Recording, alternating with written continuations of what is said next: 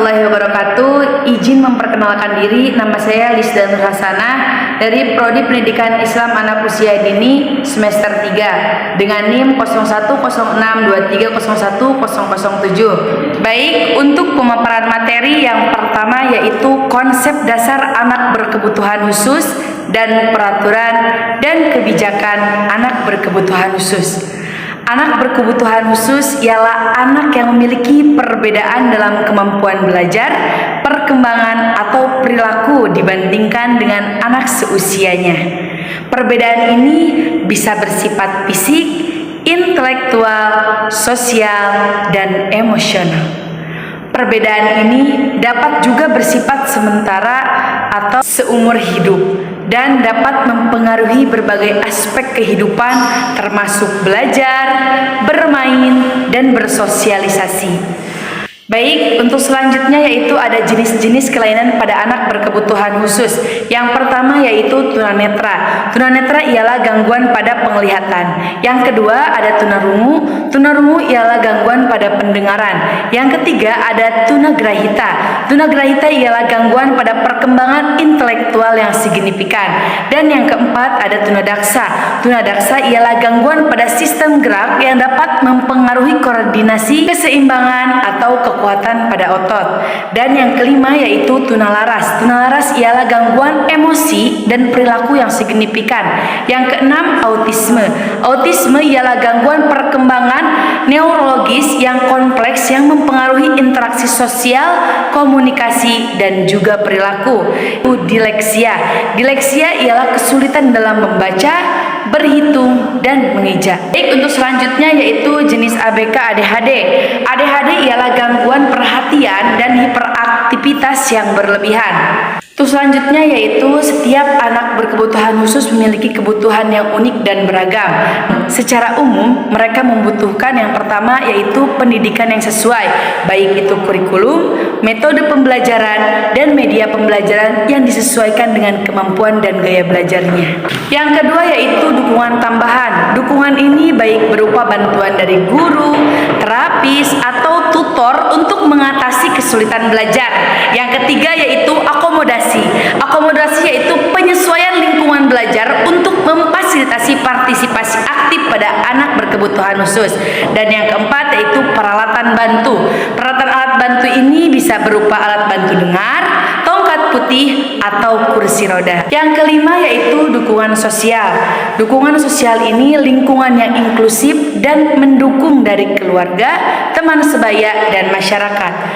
Selanjutnya yaitu materi peraturan dan kebijakan terkait anak berkebutuhan khusus di Indonesia.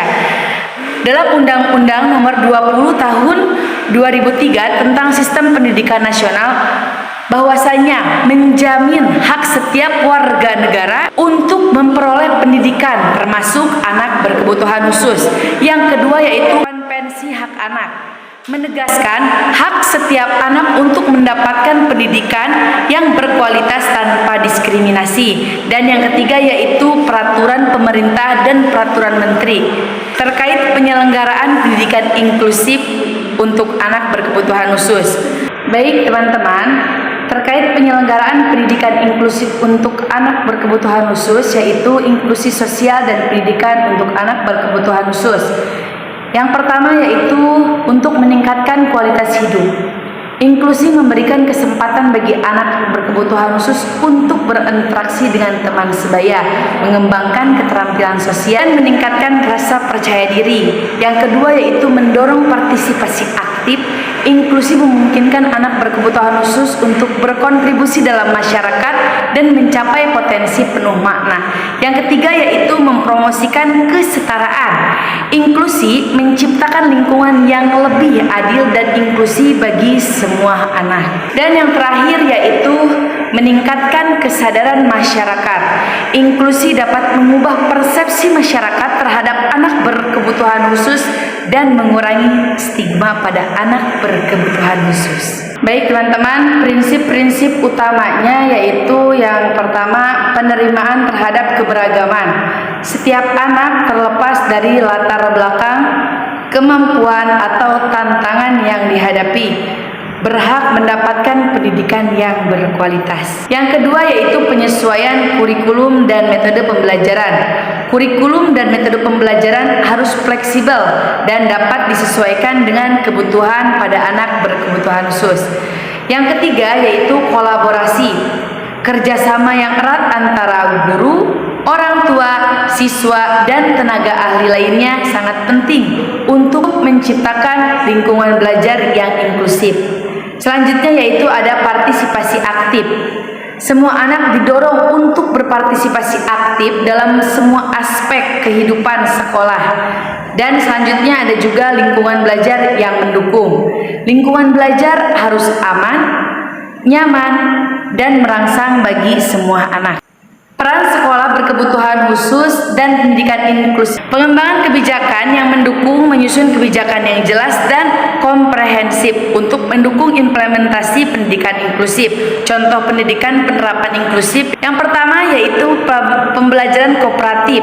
Siswa dengan dan tanpa kebutuhan khusus belajar bersama dalam kelompok kecil untuk saling membantu dan belajar satu sama lain.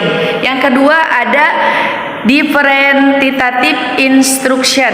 Guru menyesuaikan pengajaran sesuai dengan kebutuhan dan kemampuan pada masing-masing siswa. Dan yang ketiga ada penggunaan teknologi. Penggunaan teknologi asistif dapat membantu siswa dengan kebutuhan khusus untuk mengakses informasi dan berpartisipasi dalam pembelajaran. Selanjutnya ada juga akomodasi. Akomodasi ialah memberikan penyesuaian dalam penilaian waktu ujian atau format ujian. Baik, materi selanjutnya yaitu kurikulum dan pembelajaran anak berkebutuhan khusus. Kurikulum dan pembelajaran anak berkebutuhan khusus yaitu pendekatan pendidikan yang dirancang khusus untuk memenuhi kebutuhan individu yang beragam dari anak-anak dengan disabilitas. Baik, kurikulum ini sangat berbeda dengan kurikulum reguler karena berbeda dengan karakteristiknya, kemampuan, dan gaya belajar yang unik dari setiap anak. Karakteristik kurikulum dan pembelajaran anak berkebutuhan khusus yang pertama, fleksibilitas. Kurikulum harus dapat disesuaikan dengan tingkat perkembangan, minat, dan gaya belajar masing-masing anak. Tidak ada pendekatan yang bersifat satu ukuran untuk semua. Yang kedua yaitu individualisasi. Individualisasi, setiap anak memiliki rencana pendidikan individu seperti RPI yang berisi tujuan pembelajaran, strategi pembelajaran, dan evaluasi yang disesuaikan dengan kebutuhan spesifik siswa. Yang ketiga yaitu berbasis pada kekuatan. Kurikulum harus fokus pada kekuatan dan potensi siswa, bukan hanya pada kekurangannya. Yang keempat yaitu kolaboratif. Guru, orang tua, terapis, dan profesional lainnya bekerja sama untuk merancang dan melaksanakan program pembelajaran yang efektif. Selanjutnya 5 yaitu berpusat pada siswa. Siswa menjadi pusat dari proses pembelajaran. Semua keputusan yang diambil harus mempertimbangkan kepentingan terbaik siswa. Tujuan kurikulum dan pembelajaran anak berkebutuhan khusus yang pertama yaitu meningkatkan kemandirian. Yang kedua memfasilitasi partisipasi. Yang ketiga mengembangkan potensi. Dan yang keempat meningkatkan kualitas hidup. Selanjutnya yaitu ada aspek-aspek kurikulum dan pembelajaran anak berkebutuhan khusus. Yang pertama yaitu penyesuaian kurikulum. Yang kedua, modifikasi, mengubah materi pembelajaran, tugas, atau penilaian untuk membuatnya lebih mudah atau lebih menantang. Yang ketiga, ada juga adaptasi, menyesuaikan cara penyampaian materi pembelajaran, misalnya dengan menggunakan bahasa yang lebih sederhana atau visual. Dan yang keempat yaitu augmentasi. Augmentasi ialah menambahkan alat bantu atau teknologi untuk mendukung pembelajaran tersebut. Dan yang kelima ada metode pembelajaran. Yang keenam pembelajaran langsung, seperti guru secara langsung mengajarkan materi pembelajaran tersebut. Dan yang keenam ada juga pembelajaran kooperatif. Siswa bekerja sama dalam kelompok untuk menyesuaikan tugas. Yang ketujuh yaitu pembelajaran berbasis masalah. Siswa belajar dengan memecahkan masalah yang nyata. Dan yang kedelapan ada juga pembelajaran berbasis proyek. Siswa belajar dengan mengerjakan proyek yang menarik dan relevan seperti lingkungan belajar. Dan yang kedua ada juga fisik.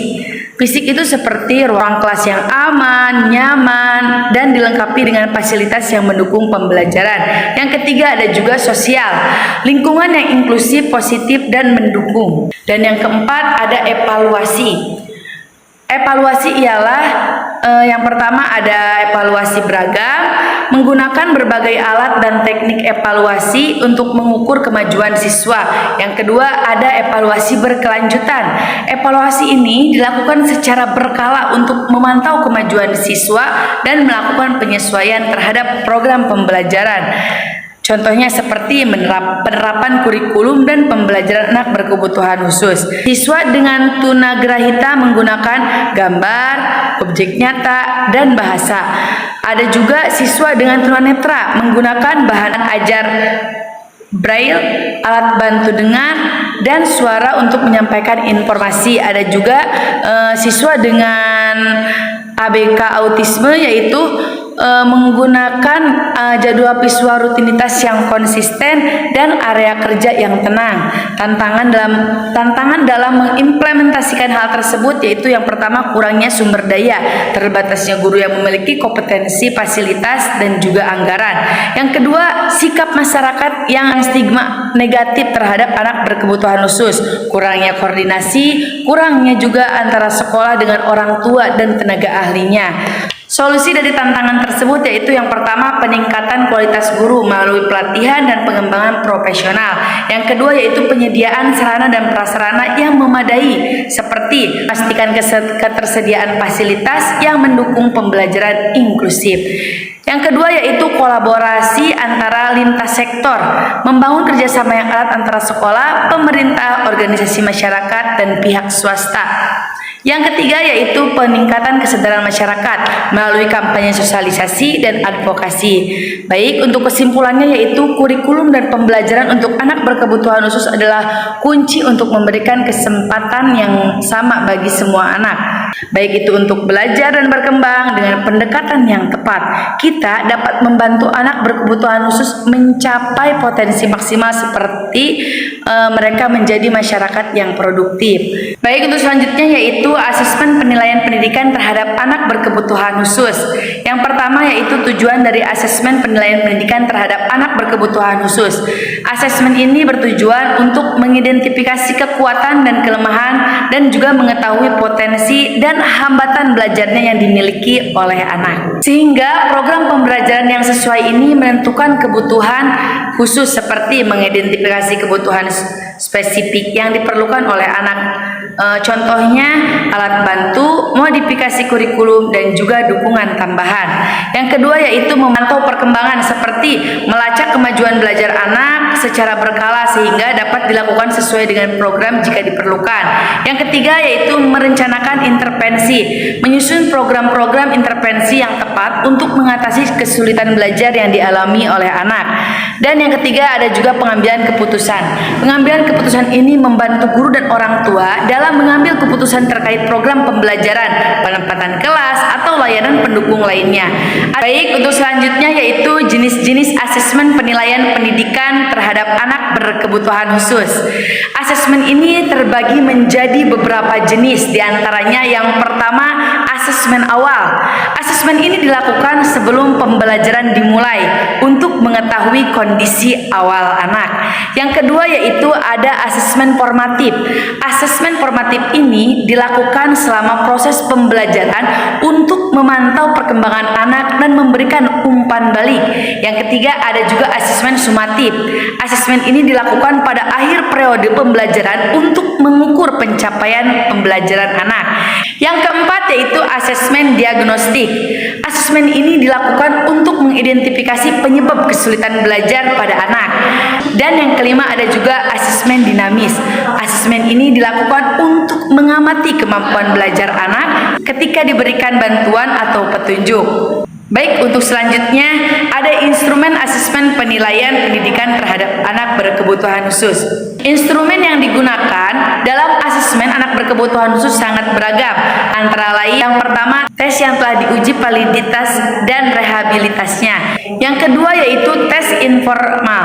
Tes ini dibuat oleh guru atau ahli untuk mengukur kemampuan spesifik anak.